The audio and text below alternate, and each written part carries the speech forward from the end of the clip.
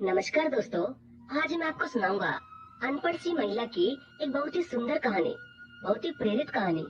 एक बुजुर्ग औरत भीषण गर्मी में एक बस में सवार हुई।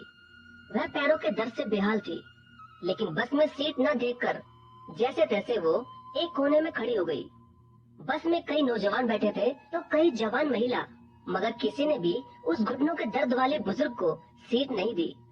अभी बस ने कुछ ही दूरी तय की थी कि लगभग 40 साल की उम्र की महिला ने उस बस में खड़ी हुई बुजुर्ग को सम्मान पूर्वक आवाज दी और कहा, माता जी आइए, आप यहाँ बैठ जाइए। ये कहते हुए उस बुजुर्ग महिला को अपनी सीट पर बैठा दिया। फिर वो गरीब सी औरत बस में एक तरफ खड़ी हो गई। सीट पर बैठते ही उस बूढ़ी औरत ने बहुत दुआ दी और उसे बहुत धन्यवाद कहा। सच में मेरी बहुत हालत खराब थी। ऐसा सुनकर उस खड़ी हुई महिला के चेहरे पर एक सुकून भरी मुस्कान फैल गई। कुछ देर बाद बुजुर्ग महिला के पास वाली सीट खाली हो गई, लेकिन उस गरीब महिला ने एक और महिला को, जो एक छोटे बच्चे के साथ यात्रा कर रही थी और बड़ी मुश्किल से उस छोटे बच्चे को लेकर बस में खड़े होने में असक्षम थी, उसे उस सीट पर बिठा दिया। अगले 2 स्टैंड के बाद वो छोटे बच्चे वाली महिला भी उतर गई।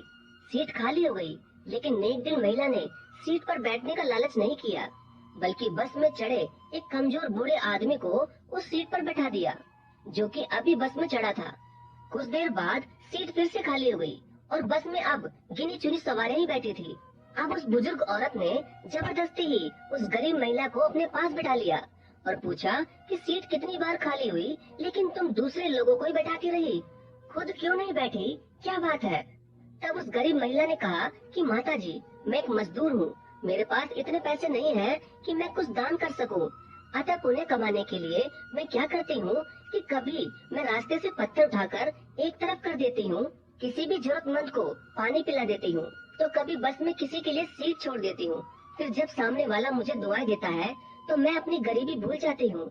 उन दुआओं से मेरी दिन भर की थकान दूर हो जाती है। और तो और, जब मैं दोपहर में रोटी खाने बैठती हूँ तो जो ये पंछी चिड़िया जब मेरे पास आकर बैठ जाते हैं, मैं इनको रोटी के छोटे छोटे टुकड़े करके डाल देती हूँ। और जब वे खुशी से चिल्लाते हैं, तब भगवान के इन पक्षियों का पेट भरते देख मेरे रोम रोम में खुशियों की लहर उठ जाती है और मुझे रोज ही एक नया जीवन मिलता है। पैसा धेला नहीं सही, सोचती हूँ दुआएं तो मिल ही जाती है, मुफ्त में, है ना माता जी? और हमें लेकर भी क्या जाना, यहाँ से सब कुछ यहीं रह जाएगा, बच जाएगी तो दान धर्म और दुआएं। उस गरीब महिला की बात सुनकर बुजुर्ग औरत की आंखें नम हो गई, क्योंकि एक अनपढ़ सी दिखने वाली इतना बड़ा पाठ जो पढ़ा गई। अगर दुनिया के आधे लोग भी ऐसी सोच को अपना ले तो ये धरती भी स्वर्ग बन सकती है। कहानी से मिली सीख से प्लीज एक कमेंट जरूर करें। आपके कमेंट से हमारा बहुत हौसला बढ़ता है। धन्यवाद।